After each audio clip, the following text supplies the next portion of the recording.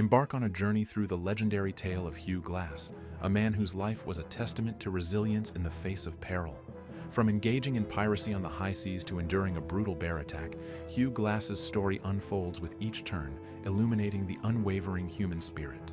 As myths entwine with history, Hugh's legacy serves as a beacon of courage and endurance amidst all challenges.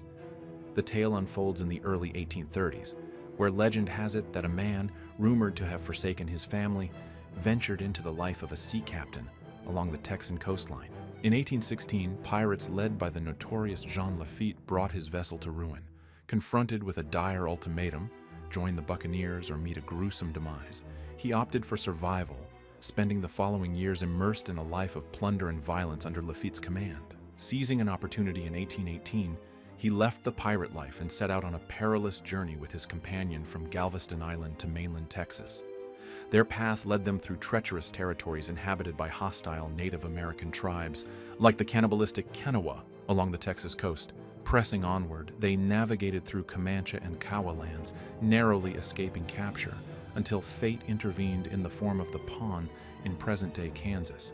While not known for cannibalism, the pony practiced human sacrifice, a fate that awaited our protagonist and his companion. Bound to stakes, they faced a horrifying demise as pine slivers, set ablaze, consumed his companion in a mob ceremony. With nowhere to flee, our protagonist awaited his inevitable fate, trapped in a harrowing ordeal with no end in sight. In a desperate bid to save his own life, Hugh resorted to a clever ploy. He offered the chief a bottle of cinear, a mineral widely used for making red war paint, makeup, and pottery. Remarkably, the chief took a liking to Hugh, and he was spared from a gruesome fate. Instead, he was embraced by the tribe and spent the next 4 years living among them. During his time with the Ponce, Hugh honed his survival skills and learned the ways of the wilderness. When he eventually parted ways with the tribe in 1822, he stumbled upon an advertisement seeking recruits for General William Henry Ashley's fur trading expedition up the Missouri River. The following year, he joined Ashley's crew, embarking on a perilous journey in search of beaver pelts deep into the heart of Native American territory. As they ventured upstream, they encountered the Arikara tribe in what is now South Dakota. Despite their turbulent history with settlers, the Arikara initially welcomed the expedition and engaged in trade. However, their hospitality quickly turned to hostility, and the Arikara launched a sudden attack on the expedition, resulting in the deaths of 12 men, including Hugh, and leaving many others wounded. After escaping the Arikara attack, Hugh and the survivors continued their journey up the Missouri River. They had to walk 300 miles to reach a fur trading fort, all the while staying hidden from the Arikara tribe. They had to hunt for food quietly to avoid detection, but the sound of gunshots often gave away their location. The Arikara attacked them once more in June of 1823, drastically reducing their numbers. Eventually, they reached Fort Koa and regrouped. There, they were joined by Andrew Henry, who took charge of a group sent west to the Yellowstone River. Hugh was part of this group, and while scouting for game, he encountered a grizzly bear and her cubs. Despite his rifle being inadequate, he startled the bear, leading to a vicious attack. Documented accounts describe Hugh's severe injuries, including a deep cut on his throat.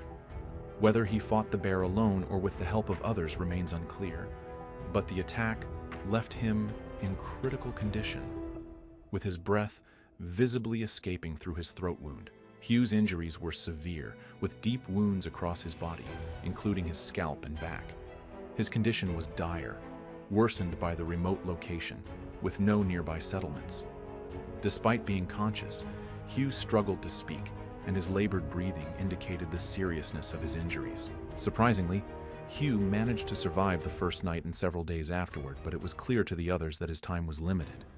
Andrew, the group leader, decided to fashion a makeshift stretcher to carry Hugh until he passed away, slowing down their progress significantly. After a few days of difficult travel, Andrew asked 2 men, John and Jim, to stay behind with Hugh while the others continued the journey. John volunteered to stay out of respect for Hugh, ensuring he would have a proper burial. While caring for Hugh, they provided him with water and comfort as he drifted in and out of consciousness. As Hugh's condition worsened with a severe fever, John and Jim prepared for his inevitable passing.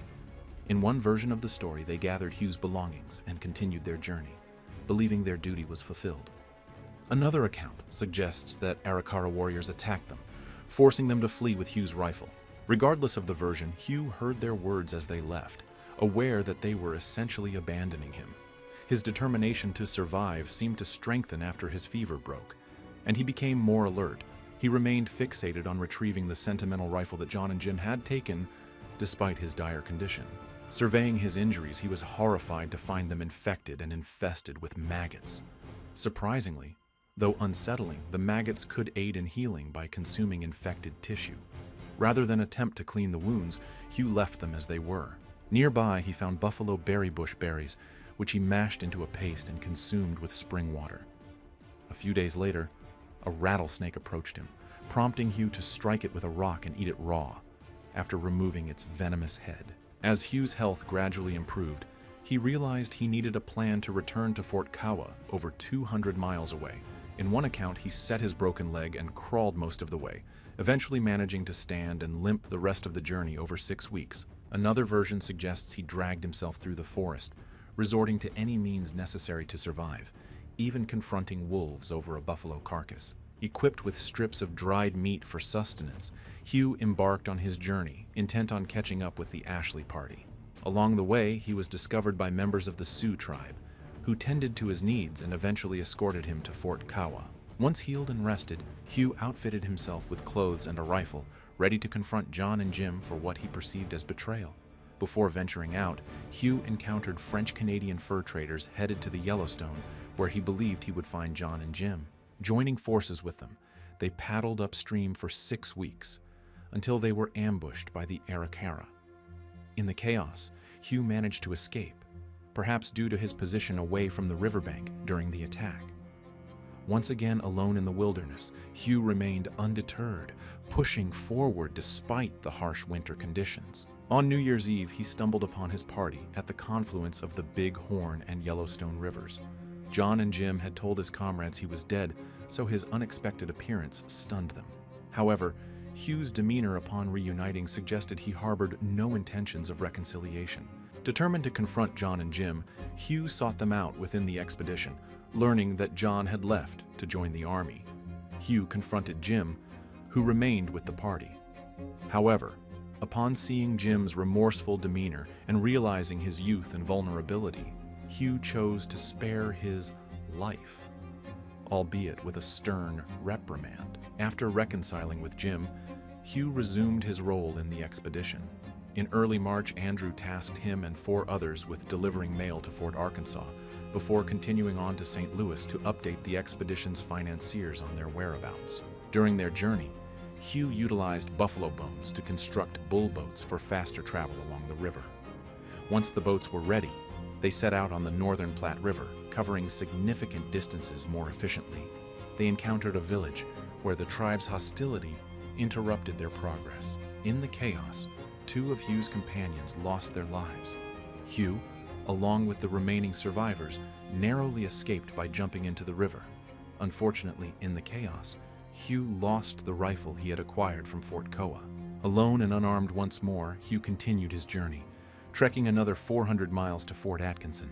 Despite the daunting distance, he persisted on foot, driven by his unwavering determination. Hugh arrived at the fort and found John stationed there as a soldier in the United States Army. Here, the tale diverges into 2 versions. In one scenario, Hugh realized the grave consequences of killing a soldier within a military fort and refrained from exacting revenge. Instead, he issued a chilling warning to John, vowing to confront him once he left the army. In the alternate account, Hugh chose forgiveness, extending the same grace he had shown Jim. Regardless of the path taken, Hugh's rifle was eventually returned to him by an army captain, marking the conclusion of his legendary saga.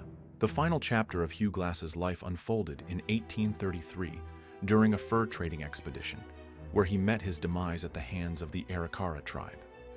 His death, along with that of his 2 companions, marked the end of his remarkable journey. Believed to have been around 50 years old at the time of his passing, Hugh was laid to rest in an unmarked grave near Bighorn, Montana. Despite the uncertainty surrounding the specifics of his story, Hugh Glass continues to stand as a testament to resilience and survival in the face of overwhelming challenges.